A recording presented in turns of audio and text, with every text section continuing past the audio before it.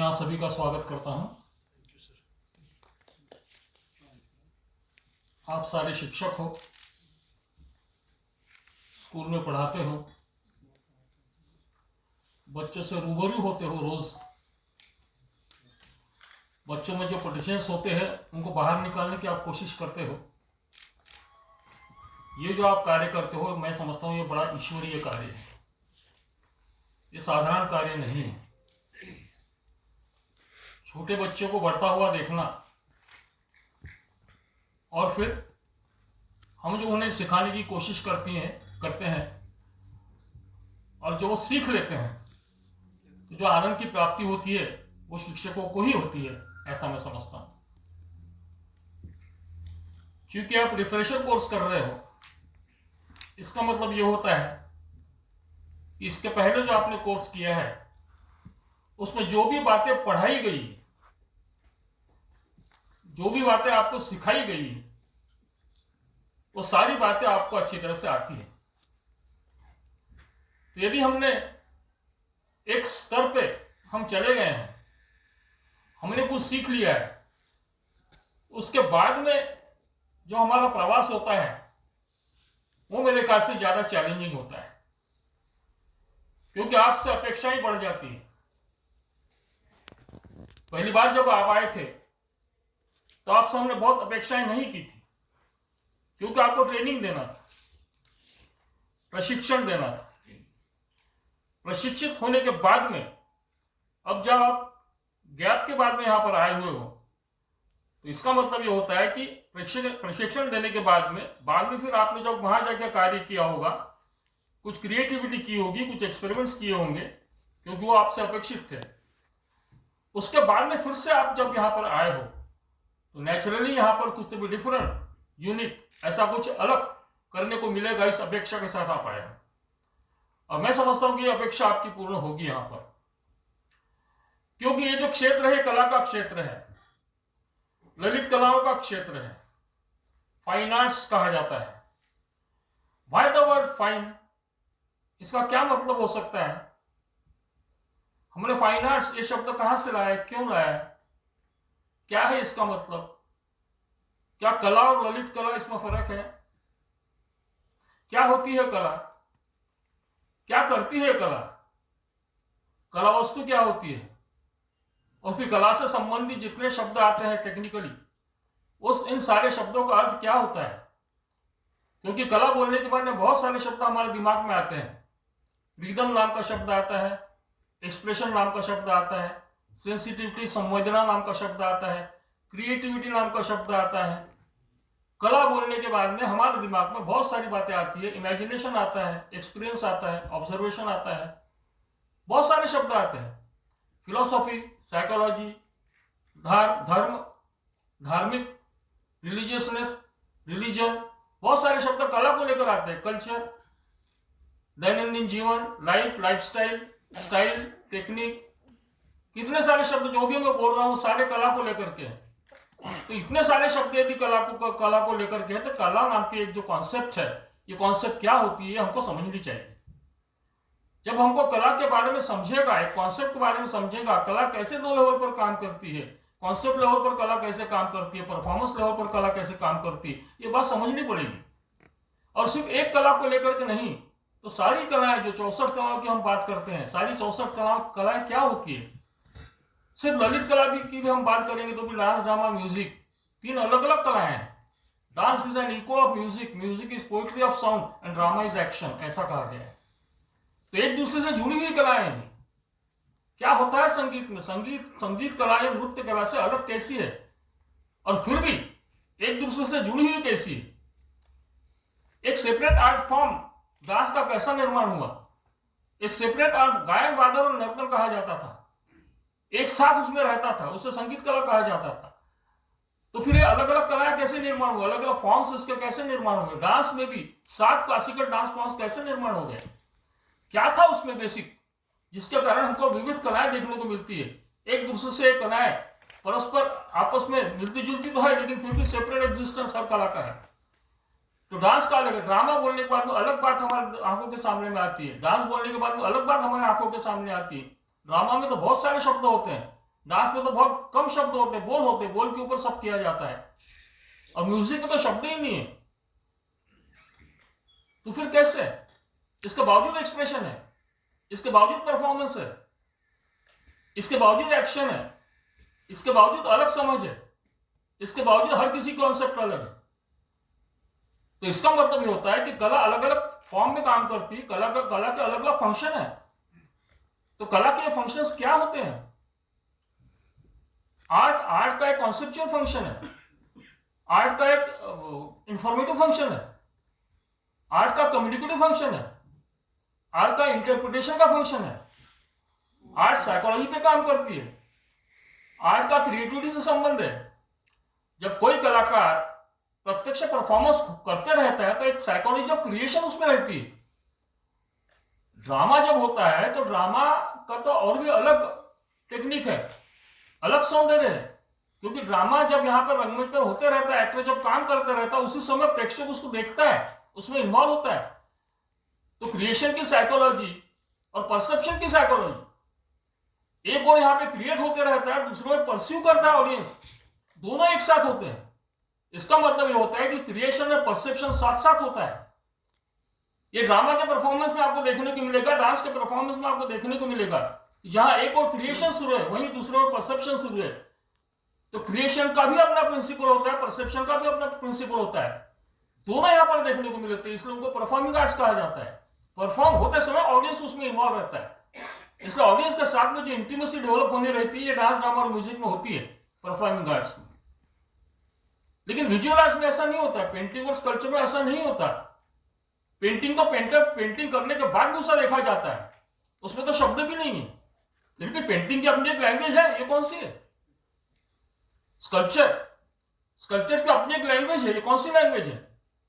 Sculpture का material अलग है, मिट्टी, पेंटर का मटेरियल अलग है, पेंट्स, पेंटर का टूल अलग है, ब्रश, और स्कल्पचर जो शिल्पकार होता है उसका भी टूल अलग है, छिन्नी। तो ये सारे इनके रॉ मटेरियल है, इनके टूल्स है, इनका उपयोग कलाकार करता है। और आपके सामने एक सजीव मूर्ति खड़ी करके बताया जो निर्जीव थी, पत्थर निर्जीव था, लेकिन पत्थर में से गांधी निकाला उसने, पत्थर में से नटेश्वर निकाला उसने, पत्थर में से बुद्ध निकाला उसने। यह है आर्टिस्ट की कमाल। ये क्यों आर्टिस्ट, हम बोलते हैं कि क्यों आर्टिस्ट का इंपॉर्टेंस है? क्योंकि कलाकार निर्माण कर सकता है, कलाकार क्रिएट कर सकता है। And what is creativity? Creativity is not doing. Creativity is allowing inner forces to unleash. Just like vacuum in bamboo, it allows air to pass through so that there is beautiful sound which is known as music. Allow करना पड़ता है। हमारे अंदर में बहुत कुछ है, हम दुनिया में नहीं रहते, हमारे में दुनिया है। तो सारी चीजें अंदर है। जो कहा जाता है कि परकाया प्रवेश करता है, एक्टर नहीं, एक्टर स्वकाया प्रवेश करता है, उसके अंदर में झांकता है। अंदर में सारी चीजें मेरे अंदर में है सारी, और जो मेरे अंदर में सारी चीजें वो बाहर निकालने की कोशिश करनी पड़ती है। अरे बाहर निकालने की कोशिश करते समय सबसे बड़ा यदि कोई हिंड्रेंस रहता है तो हम खुद रहते हैं। हम बाहर निकालना नहीं चाहते, हम नया कुछ करना नहीं चाहते, ये हमको करना पड़ेगा। और ये करने के लिए जो आर्ट फॉर्म्स है, ये आर्ट फॉर्म्स क्या होते हैं, कैसे होते हैं, इनके पीछे टेक्निक क्या होता है, इनको कैसा किया जाता है, इसका परफॉर्मेंस का उपयोग क्या होता है, परफॉर्मेंस क्यों जरूरी है। क्योंकि आखिर में क्या है, टीचर का क्या होता है? टीचर तो सब पढ़ेगा, एकेडमिकली बहुत स्ट्रांग हो जाएगा, लेकिन उसको स्कूल में क्लास में पढ़ाना है, and that is his performance. Performance उसका जज होगा। जज कौन करेंगे? तो स्टूडेंट्स करेंगे। प्राइम मिनिस्टर भी 5 साल के लिए प्राइम मिनिस्टर रहते तो उनका परफॉर्मेंस 5 साल के बाद में जज होगा। सचिन तेंदुलकर यदि बैटिंग के लिए जाता है तो वो ऐसा नहीं बोल सकता कि मैंने 50,000 रन निकाले, आज मैं 0 पे आउट हुआ तो चलेगा, नहीं, ही हैज टू परफॉर्म, क्योंकि ये सारी परफॉर्मिंग आर्ट है। Teaching is performing art, teaching is performing art. वो जहां पे खड़ा होता है वही उसका रंगमंच बन जाता है, वो जहां पे पेंटिंग करना शुरू हो जाएगा उसका कैनवास बन जाता है। झाड़ के नीचे टीचर पढ़ा सकता है, चबूतरे के वहां पर टीचर पढ़ा सकता है, वो कहीं भी पढ़ा सकता है, वही उसका स्थान होता है पढ़ाने का। सोक्रेटिस नाम का एक ग्रीक फिलोसोफर था, वो तो ऐसे संतों के समान था जैसे कबीर अपने थे, सूफी संत थे, वैसे ही सोक्रेटिस भी था। वो कहीं भी पढ़ाता था बच्चों को, जहां बैठ जाता था बैठ जाता। प्लेटो एरिस्टोटल उसके स्टूडेंट थे। तो सोक्रेटिस का स्टूडेंट प्लेटो, प्लेटो का शिष्य एरिस्टोटल, एरिस्टोटल का शिष्य अलेक्जेंडर द ग्रेट। ये परंपरा वहां पर रही हो, अपने यहाँ पे बहुत बड़ी परंपरा है। तो गुरु से ज्ञान प्राप्त करने के बाद में शिष्य कुछ करता है, तो गुरु शिष्य की अपने आप की जो परंपरा है बहुत स्ट्रांग है। तो सोक्रेटिस भी ऐसे ही पढ़ाता था, कहीं भी बैठ और क्वेश्चन खड़े करता था, प्रश्न पूछता था बच्चों से, और उसके जवाब यदि वो दे नहीं पाए तो फिर वो खुद देता था। सिंपल उदाहरण देता था, बहुत सिंपल तरीके से पढ़ाता था। जैसे कि एक बार उसने क्लास में बोला कि बच्चों आओ चलो लाइन निकालो। लड़कों ने लाइन निकाली। लाइन निकालने के बाद में उसने पूछा कि क्या आपको लगता है कि आपने जो लाइन निकाली वो परफेक्ट है? तो सबने कहा नहीं, परफेक्ट नहीं है। इसका मतलब परफेक्ट क्या है आपको मालूम है? परफेक्शन क्या होता है आपको मालूम है, और ये परफेक्ट नहीं हुई ये भी मालूम है। आर्टिस्ट को ये सारी बातें मालूम रहती है, टीचर को ये सारी बातें मालूम रहती है, because teacher is also an artist. एक लेवल पर टीचर आर्टिस्ट होता है, इसलिए परफेक्शन की ओर जाना ये हर कलाकार को मालूम रहता है। Though there is no perfection in art, but there is approach towards perfection in art. ये जो अप्रोच है, ये अप्रोच हमारा परफेक्शन का, एज अ टीचर परफेक्शन का अप्रोच हमारा हमेशा रहना चाहिए कि मैं परफेक्ट कैसा बनूंगा, मेरा जो टीचिंग है परफेक्ट कैसा रहेगा। परफेक्ट कब रहेगा? जब मैं एकेडमिकली बहुत स्ट्रांग रहूंगा और परफॉर्मेंस वाइज भी मैं उतना ही टॉप रहूंगा। कंप्लीट मैन, कंप्लीट टीचर वो होता है कि जिसका एकेडमिक बहुत स्ट्रांग होता है उसके विषय का, और प्लस उसका परफॉर्मेंस जो होता है वो पार एक्सलेंस होता है, जैसा complete man of cricketer Sunil Gavaskar है, नॉट इवन तेंदुलकर। और बड़े विचारपूर्वक कह रहा हूं मैं, आपने तो सुनील गावस्कर की कमेंट्री कभी सुनी होगी तो जरूर सुनिए। एक एक शॉट का वर्णन जो करते हैं, इट बिकम्स पोएट्री। तेंदुलकर तो बहुत शानदार खेलेगा, लेट कर बहुत शानदार मारेगा, लेकिन लेट कर का वर्णन सुनील गावस्कर जो करते हैं वो कोई नहीं करता है। एकेडमिकली बहुत स्ट्रांग है, टेक्निकली बहुत परफेक्ट है, ओपनर बैट्समैन उनके समान हुआ नहीं है, परफॉर्मेंस वाइज भी उतना ही तकड़ा। So Sunil Gavaskar is complete man of cricket.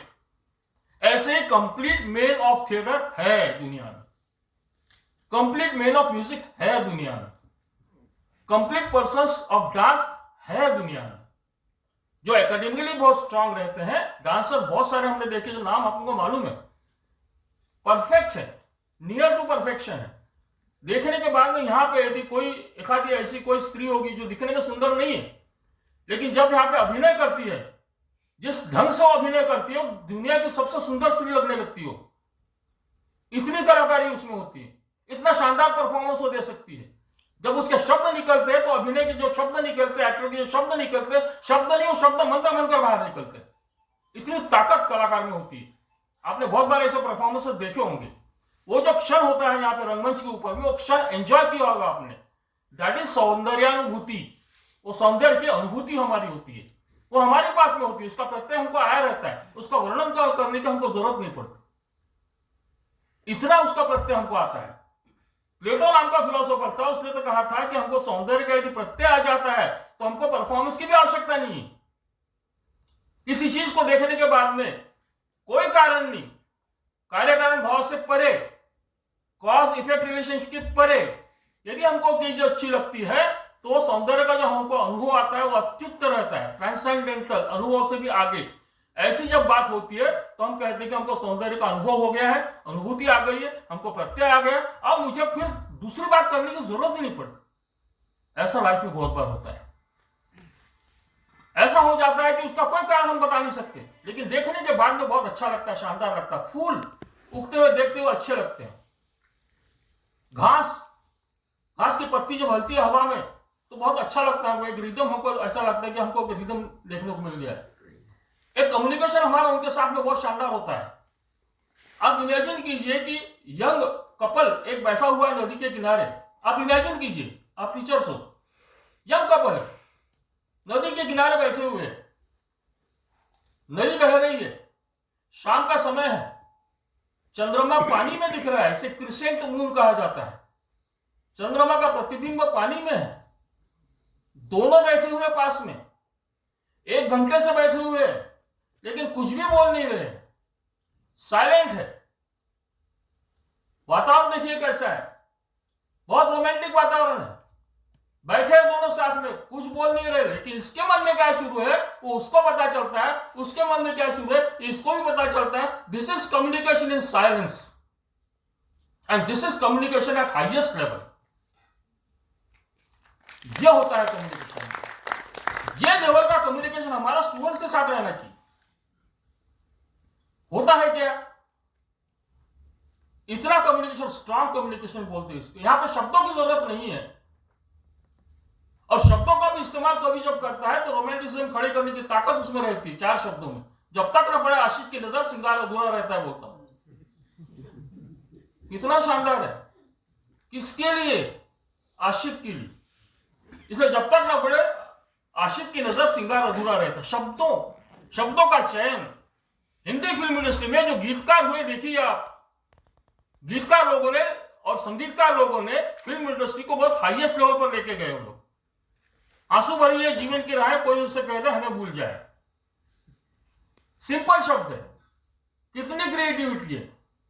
पूरे जीवन का दर्शन 4 शब्दों में कराने की ताकत किसी कवि के और किसी गीतकार की होती है। तो ये जो गीतकार और कवि होते हैं, ये जो आर्टिस्ट होते हैं, इनका जो मानस होता है, इनकी जो साइकोलॉजी होती है, इनके जो इमोशंस होते हैं, इनकी जो संवेदनाएं होती है, वो समझने की हमने कोशिश करना चाहिए एज ए टीचर। तो एज ए टीचर हम बहुत कुछ कर सकते हैं। एक इमेजिनेशन आर्टिस्ट के दिमाग में, जो आर्टिस्ट के दिमाग में क्या शुरू है ये तक हम पहचान सकते हैं। एक बार मैं कॉलेज में डिपार्टमेंट ऑफ फाइनेंस में पढ़ा रहा था, तो पेंटिंग एक लड़की ने किया था, MFA पैटर्न की वो लड़की थी, उसने एक पेंटिंग किया था, वो मैं देख रहा था उसका पेंटिंग। तो मां बाल बना रही है ऐसा वो पेंटिंग था, और कंघी से जब मां बाल ऐसे बनाती है ना, तो वो एक दृश्य था, वो जो क्षण था वो उसने उसमें बराबर बताया हुआ था। पर जब वो ऐसी कंघी घुमा रही है तो उसके समय में उसके चेहरे पे एक अलग एक्सप्रेशन दिखती है, उसको तकलीफ हो रही है, ऐसा बच्ची के चेहरे पर उसने लाया था एक्सप्रेशन। मैंने उसको पूछा, क्या तुम्हारे मां से जमता नहीं? उसने कहा नहीं जमता, और उसने अपनी कहानी बताई मेरे को, और बड़ी दुखदायक कहानी थी, बहुत इमोशनल कहानी थी। इसका मतलब यह होता है कि आर्टिस्ट के मन में जो शुरू है वो बात कैनवास के ऊपर लाने की उसकी ताकत और क्षमता रहती है, और वो ला सकता है। तो पेंटिंग देखने के बाद में पता चलता है कि आर्टिस्ट के मन में क्या था, पेंटिंग बनने के पहले पता नहीं चलता, पेंटिंग बनाते समय में पता नहीं चलता, पेंटिंग बनने के बाद में पता चलता है। और कोई लोग जो देखते हैं, पेंटिंग देखने की भी उनको आदत होती है, परस्यू करने की आदत होती है, वो बड़ी अच्छी रहती है कुछ लोगों को। एक बार मैं पेंटिंग के एग्जीबिशन में गया था दिल्ली में, और वहां पर यंग लड़के, ऐसे लड़के लड़कियां आए थे पेंटिंग देखने के लिए। एक लड़की एक पेंटिंग, मैं बहुत देर से उस पेंटिंग को देख रहा था, एब्स्ट्रैक्ट पेंटिंग थी, मुझे बहुत अच्छी लगी वो, मैं देख रहा था उसको, अप्रिशिएट कर रहा था मन के मन में। बाजू में एक लड़की आई, हार्डली मेरे ख्याल से she must be around about 12 और 13 ईयर्स, छोटी थी, मतलब 12-13 साल की लड़की। उसने भी वो पेंटिंग देखा, देखते देखते उसके मुंह से एक शब्द निकला, what A lyrical painting, what A lyrical painting. Lyrics का और पेंटिंग का संबंध उसने एस्टैब्लिश करके बाद मैंने बोला, ये छोटी लड़की 15 साल की, इसको लिरिकल पेंटिंग समझ रहा है, यानी हमारे से कितने आगे हैं लोग। 16 साल की उम्र में यह समझना कि लिरिकल पेंटिंग है, और पेंटिंग में लिरिक्स रह सकते हैं, पेंटिंग में रिदम रह सकता है, पेंटिंग में पोइट्री रह सकती है, यह समझना, यह अपने आप में कितनी बड़ी बात थी। मेरे को 4 बातें उससे सीखने को मिल गई। यस, पेंटिंग में लिरिक्स रहते हैं, पेंटिंग गीत बन सकता है, पेंटिंग गाना हो सकता है, पेंटिंग में रिदम रह सकता है, पेंटिंग में फॉर्म रह सकते हैं, पेंटिंग का अपना एक टेक्निक होता है, पेंटिंग हमारे का एस्थेटिक्स इंप्रेशन पेंटिंग का हमारे ऊपर होता है, संवेदनाओं के लेवल पर पेंटिंग हमसे बात करती है, ये बातें समझने लगी। तो कला ऐसा माध्यम है कि जिससे हम किसी भी कला वस्तु के साथ में बहुत अच्छी तरह से बात कर सकते हैं। ये और उसके पीछे में बहुत सारे सिद्धांत भी होते हैं, बहुत सारी थ्योरीज भी होती है। लोगों ने बहुत काम किया आर्ट के ऊपर में। थ्योरेटिकल अंडरस्टैंडिंग जो है आर्ट के बारे में ये बहुत स्ट्रांग है। जैसा हम अभिनय करते हैं, अभिनय उसके ऊपर बड़ा एक अच्छा दर्शन है अभिनय के बारे में। जैसा कि हम बोलते हैं कि एक कैरेक्टर जो एक रंगमंच के ऊपर में कोई एक्टर कैरेक्टर खड़ा करता है तो क्या करता है वो, ये कैरेक्टर कहां से आता है, बहुत शानदार कहा गया, ये समझने वाली बात है। Character is real only in the imaginative world of the writer. Writer के इमेजिनेशन में ही वो सच्चा होता है, वो रियल होता है। सवाल ये खड़ा होता है कि भैया यहां पे जब कोई एक्टर काम करता है तो उसके आंखों में से जो आंसू निकलते हैं क्या वो रियल नहीं है? They are real. Are not all actions committed by actor on the stage real? They are also real. फिर एक्टर ने क्या खड़ा किया? ऐसा कहते हैं, दर्शन ऐसा है कि actor creates an analogue of the character but not the character itself. Character का एनालॉग खड़ा करता है, मतलब उसके समान कोई तो भी, लेकिन वो नहीं राम के समान। इसलिए राम लगने लगता है, लोग पूजा भी करते हैं, लेकिन वो राम नहीं रहता। राम के समान कोई वो खड़ा करता है। So it's not the character that becomes real in an actor, it's an actor who becomes unreal in his own character on the stage. ये दर्शन है। तो यदि इमेजिनेशन में क्या कैरेक्टर रियल है तो एक्टर ने जो खड़ा किया उसका एनालॉग ये उस सेंस में अनरियल होता है, और अनरियल का अपन एप्रिसिएशन करते हैं। देखिए कितनी बड़ी बात है। तो ये सारी बातें हैं जो सीखने लायक बातें हैं। मुझे ऐसा लगता है कि आपने सारी बातें सीखी होगी जरूर, लेकिन इसके बाद में जब आप यहाँ पे रिफ्रेशर कोर्स में आए हैं तो रिफ्रेशर कोर्स में आप अलग लेवल का थिंकिंग आप करोगे, और उस थिंकिंग के साथ में आप आगे बढ़ोगे, 3 दिन उसको एंजॉय करोगे, ऐसा मुझे लगता है। धन्यवाद।